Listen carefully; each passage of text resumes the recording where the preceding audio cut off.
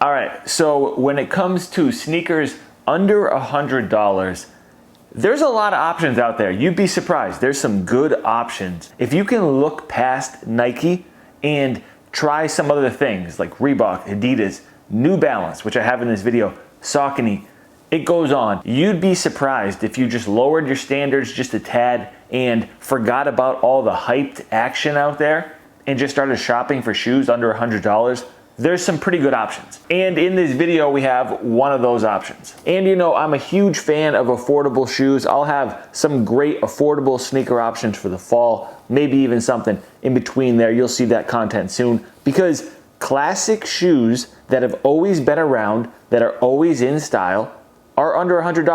Reebok Club C, Adidas Stan Smith, Air Max 90s you can get under $100, Air Force Ones are under $100. A lot of New Balance options are under $100, 574s, but we are not talking about classics in this video. This is a new model, something I've never featured on this channel. I haven't even seen this shoe before. So I don't know if this is the best new option out there under $100 that's not from Nike. We're gonna find out together, so that's why I'm doing an unboxing. I literally have never seen this shoe. Just saw images and have always been into it and haven't been able to get a pair. This is actually sold out right now. Some sizes restocked as soon as I was making this video. So if you want a pair, I'll link them for you guys down in the description, but a lot of colorways are sold out. Okay, so two-tone gray New Balance box, and I feel like NB could spice up their boxes a little bit more. You know, I love the classic blue, red, and white made in USA boxes. These, they could spice these up a little bit. They could do something just a tad bit different. I think this is probably the most excited I've been to check out an affordable shoe in a long time. Retail price is $90, and dude, wow. I cannot believe the suede on these right now. You know, when you open those shoes for the first time and you see good New Balance suede, I can't believe it's on here. So here we go with the New Balance 327 in the USA colorway. I don't know if these have a nickname. I'm kind of just calling them a USA colorway just because. The inside of the shoe, the medial side, has a different story. This model in general is something that I've been really interested in and on the hunt for since, I want to say April or March. There was a collaboration that dropped between New Balance and Casablanca, which is a high-end fashion brand.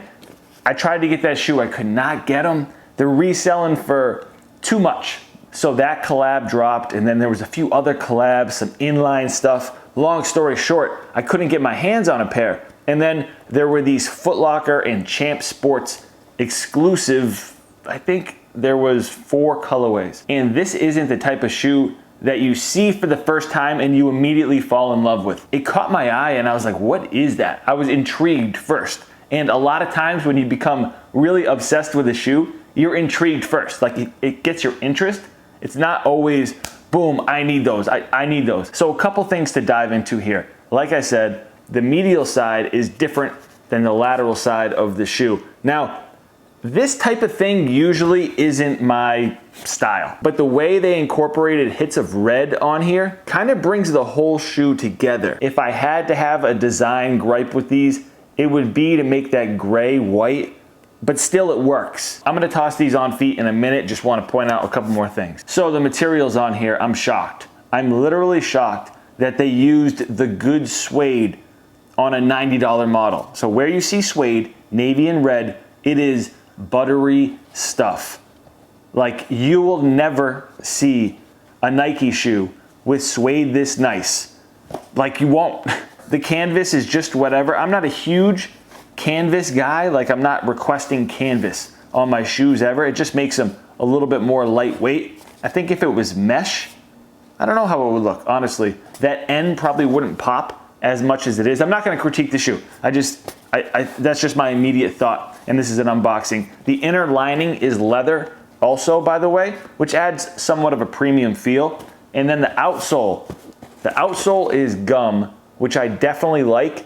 And you can really see the shape of this shoe with the outsole. The stance is crazy. It literally is super wide in the forefoot. It gets narrow through the midfoot, and then it opens back up again. The traction pattern is also interesting. It runs all the way up to the back heel tab of the shoe. Really cool design on here. I'm definitely a fan. New Balance branding throughout on the medial side, on the tongue, and on the insole, but who cares about all that? You wanna see how they look on feet. You wanna know how they fit size-wise. Let me just try them on real quick, size-wise, so I can give you an idea. 2 seconds, un momento. I went down a half a size because that's what I do with all of my New Balance shoes, and it worked out. So if you're in between sizes, definitely go down. I think if you go true to size, it's not gonna be the end of the world. Just know you're gonna have a little bit of room in the toe area. Let's get to this on feet. Definitely hit that thumbs up button for me if you enjoy these affordable sneaker vids. I know some of you guys are going back to school somewhat soon, some aren't, but either way, you may be doing some back to school shopping and you wanna know what's out there. So I hope you guys enjoyed this one. Let me know if you go ahead and grab a pair. I'll catch you next time.